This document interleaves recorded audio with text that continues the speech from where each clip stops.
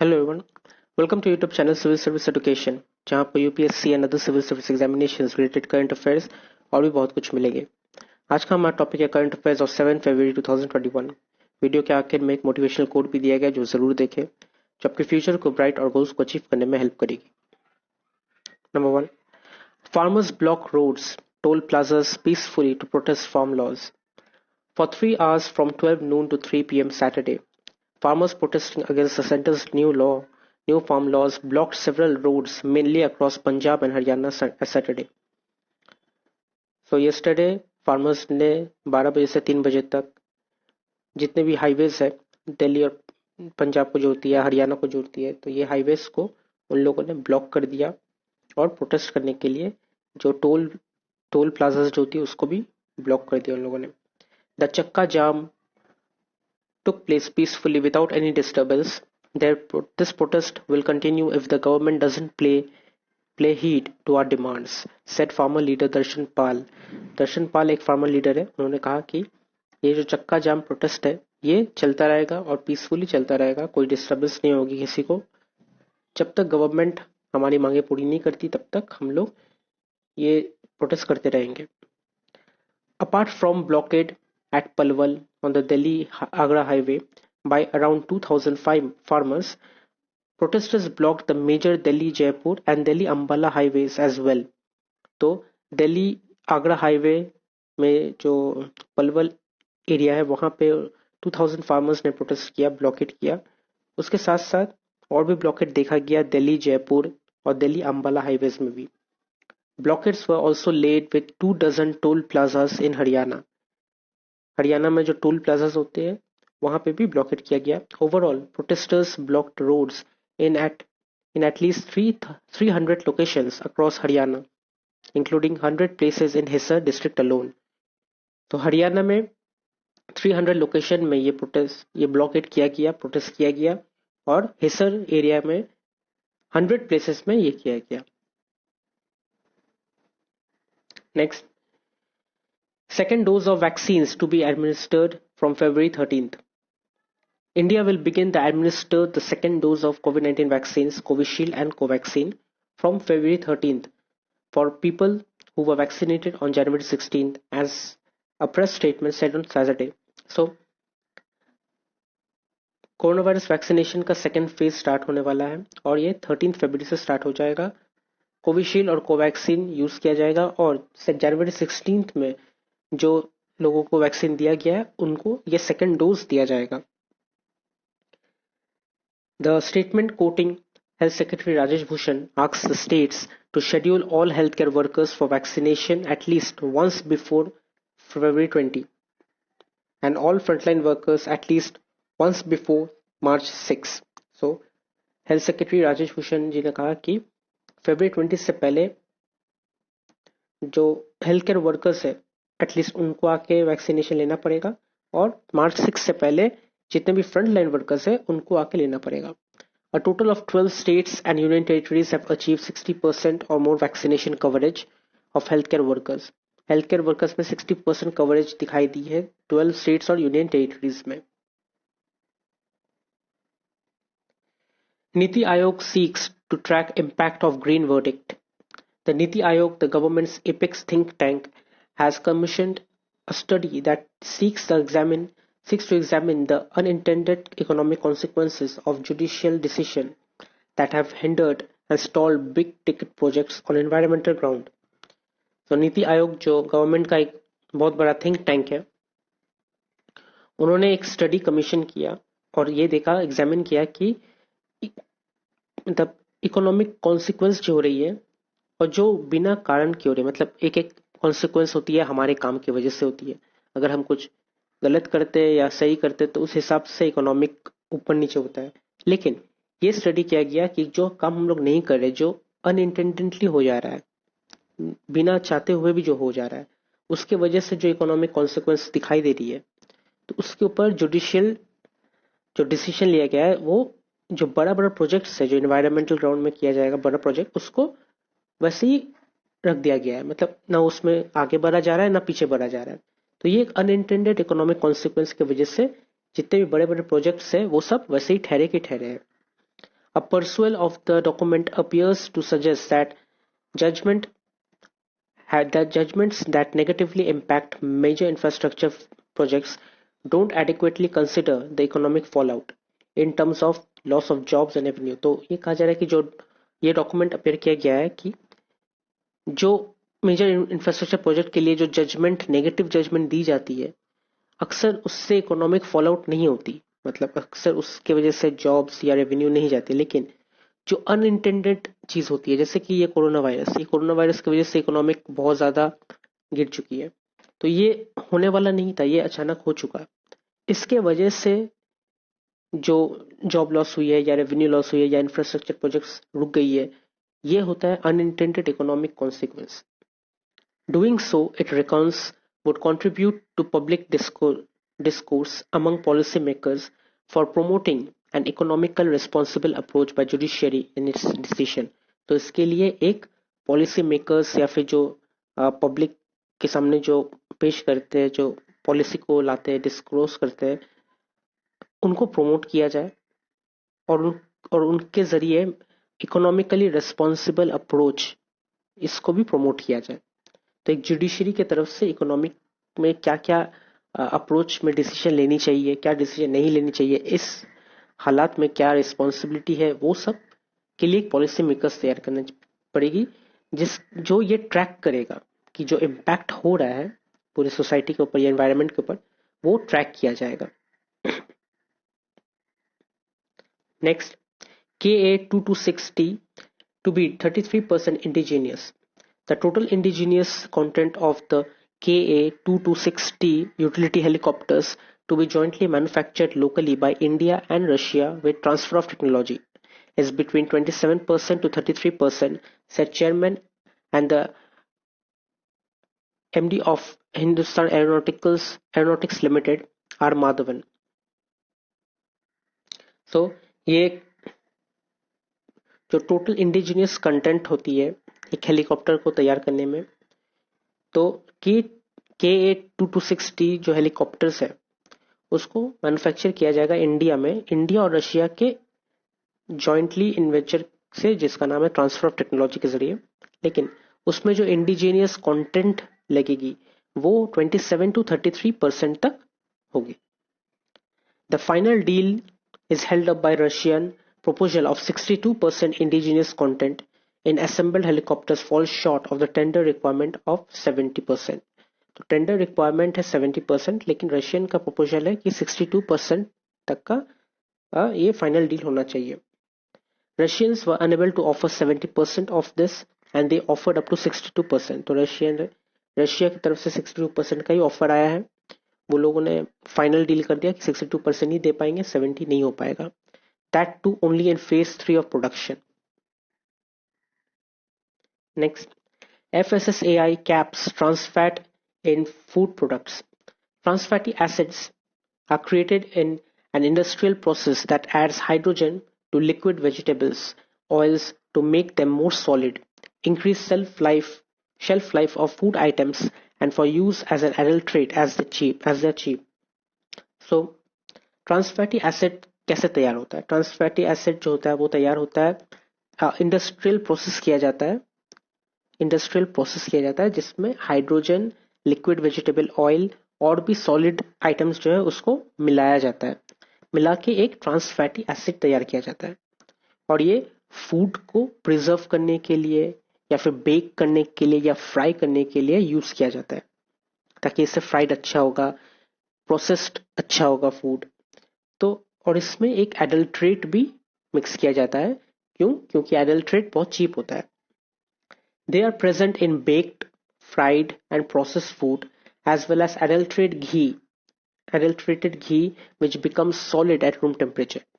So baked food जो होते हैं जैसे कि कुकीज होती है, बिस्किट्स होती है, फ्राइड फूड होती है जैसे कि हम लोग प्री प्रोसेस्ड फूड जो मिलता है, जैसे कि हम लोग अगर कोई शॉप में जाएंगे तो वहां पे हमें एक नगेट्स का पैकेट मिल जाएगा जो कि प्रोसेस्ड है, उसे हम घर पे ला के फ्राई करके खा सकते हैं। वो सब जो प्रोसेस्ड फूड है ये सब में ये adulterate trans fatty acids mixed होता है। इवन एडल्ट्रेटेड घी जो होता है वो भी खतरनाक हो सकता है ह्यूमन हेल्थ के लिए।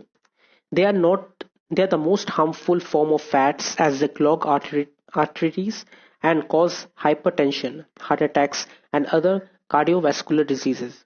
So ये क्या करता है, ये ट्रांस फैट एसिड क्या जो हार्ट की जो आर्टरीज होती है उसको ब्लॉक कर देता है.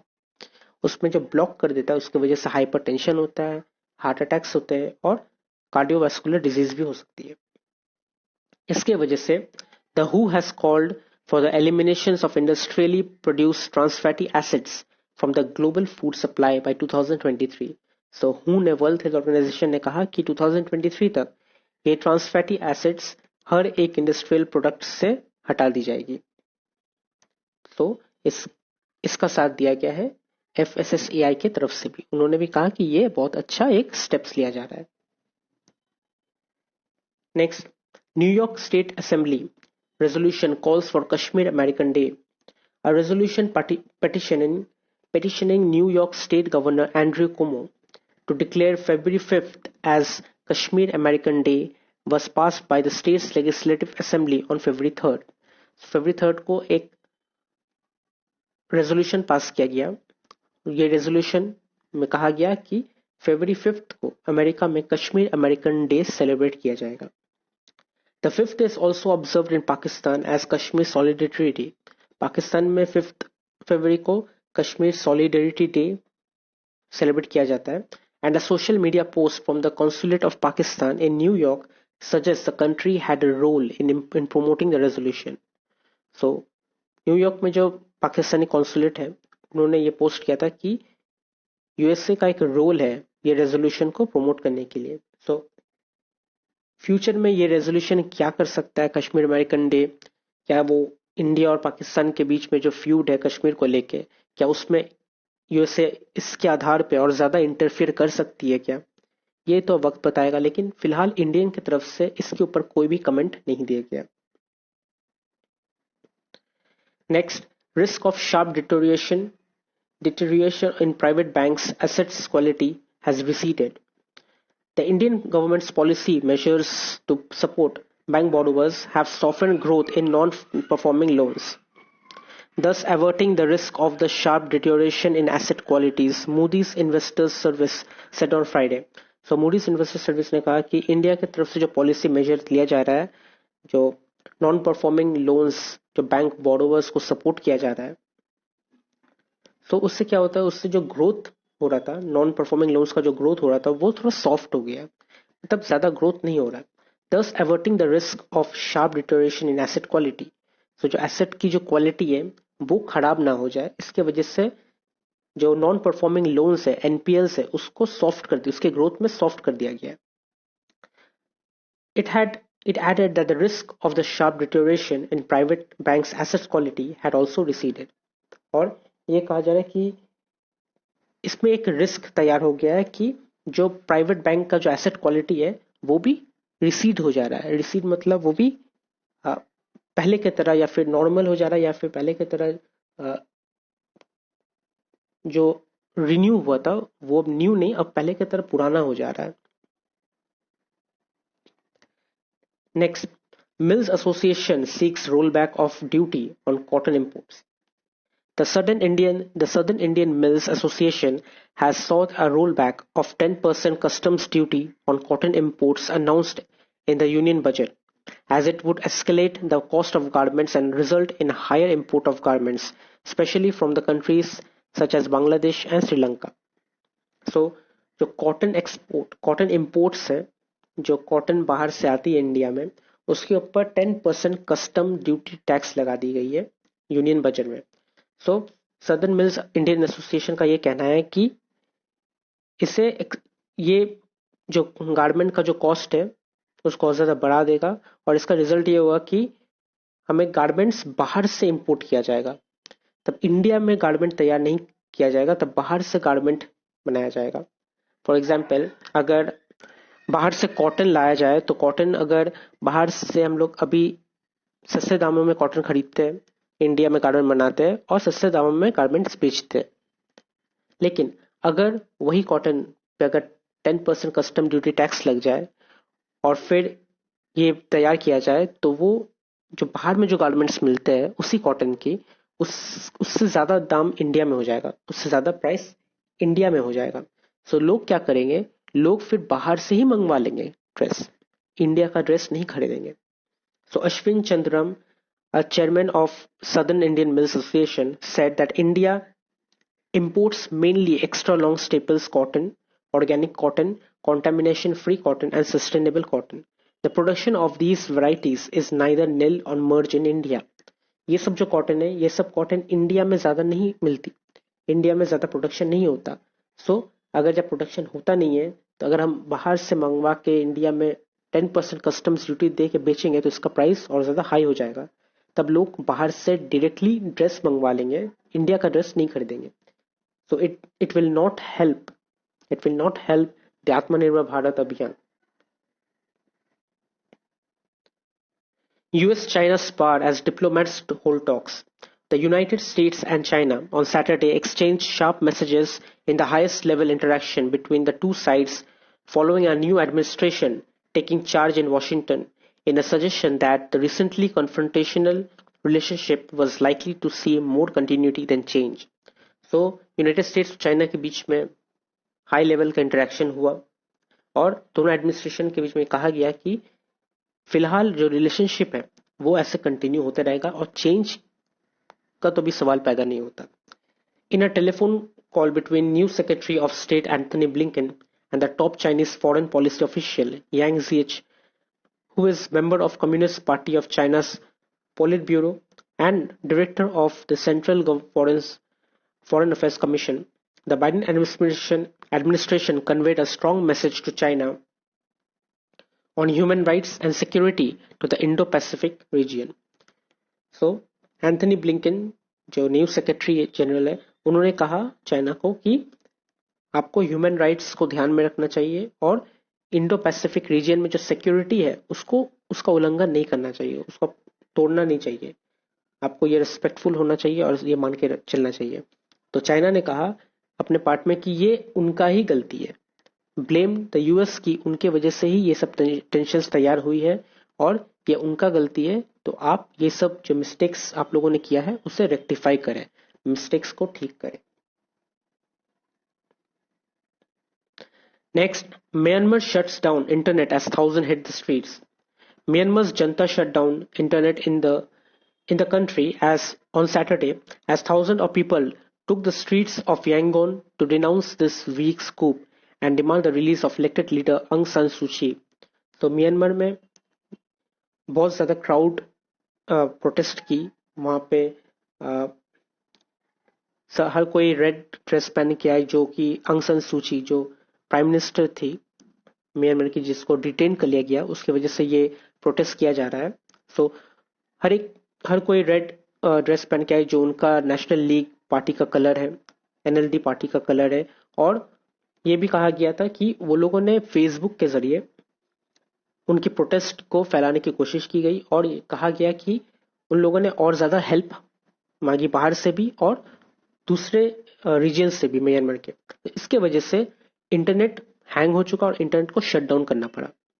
सो पूरी कंट्री की इंटरनेट को शट डाउन हो गया, क्रैश हो गया और इसके वजह से और भी ज्यादा प्रॉब्लम हो गई थी। तो ये प्रोटेस्ट बहुत जोरों से किया जा रहा है क्योंकि जो मिलिट्री जनरल्स है उनका ये मानना है कि जो इलेक्शन हुआ है जिसमें आंग सान सू की ने लैंडस्लाइड विक्ट्री ली थी, तो उसमें उनका कहना है कि ये एक फ्रॉड है, ये इलेक्शन ठीक तरीके से नहीं हुआ है, इसे फ्रॉड तरीके से किया गया है ताकि वो ही हमेशा जीतती रहे। तो इसके वजह से उन्हें डिटेन किया गया। लेकिन वर्ल्ड के बहुत बड़े बड़े जो प्राइम मिनिस्टर प्रेसिडेंट्स है उन्होंने मिलिट्री को कहा कि ये डेमोक्रेसी के खिलाफ है, अगर ऐसा बात है तो उसके ऊपर तहकीकात की जा सकती है, उसके बाद डिटेंशन या फिर कुछ भी किया जा सकता है। लेकिन जो अभी किया गया, जो डिटेन कर लिया गया, ये डेमोक्रेसी के अगेंस्ट है। नेक्स्ट इज इंपॉर्टेंट डेज और 7 फरवरी का इंपॉर्टेंट डे है, एक्चुअली इंपॉर्टेंट वीक है, international development week. And last but not the least is today's quote, और आज का मोटिवेशनल कोट है, always remember you are braver than you believe, stronger than you seem and smarter than you think. तो हमेशा ये believe करना कि हम लोग बहुत ज्यादा ब्रेव हैं जितना हम लोग बिलीव करते हैं। ऐसा बहुत बार होता है कि हम लोग ये सोचते हैं कि यार मुझसे नहीं पाएगा, I am not that brave to do it, या फिर ये काम जो ब्रेव है उनके लिए है, मेरे लिए नहीं। लेकिन अगर हम अब वो काम करने गए तो फिर देखा जाएगा कि यार ये काम उतना भी खतरनाक नहीं था, उतना भी मुश्किल नहीं था, ये तो मैंने कर लिया। तो अक्सर ऐसा होता है, हम लोग पहले ही सोच लेते हैं कि काम इतना खतरनाक है, हम लोग नहीं कर पाएंगे, कभी ट्राई नहीं करते। ट्राई करो, ट्राई करके देखो, काम जितना सोचते हैं हार्ड है उतना हार्ड नहीं होता, इजी होता है। तो फिर जब हार्ड लगेगा तब बहुत थोड़ा मेहनत कर लेंगे, because we are stronger to do it. हम लोग स्ट्रोंगर है, हम लोग स्मार्टर है, हम लोग सीख सकते हैं, सीख के फिर वो काम कर सकते हैं। तो कभी कोई भी चीजों में हार नहीं मानना चाहिए। ठीक है, मुश्किल होगा, ट्राई करो, नहीं होगा कोई बात नहीं, उसको छोड़ दो, दूसरे काम में चले जाएंगे। लेकिन डरना नहीं चाहिए, हमेशा उसको ट्राई करना चाहिए, क्या पता आप हासिल कर सको। तो अगर आपको वीडियो अच्छी लगी तो आप इसे लाइक कीजिए, शेयर कीजिए, कमेंट कीजिए और सब्सक्राइब जरूर कीजिए। Thank you.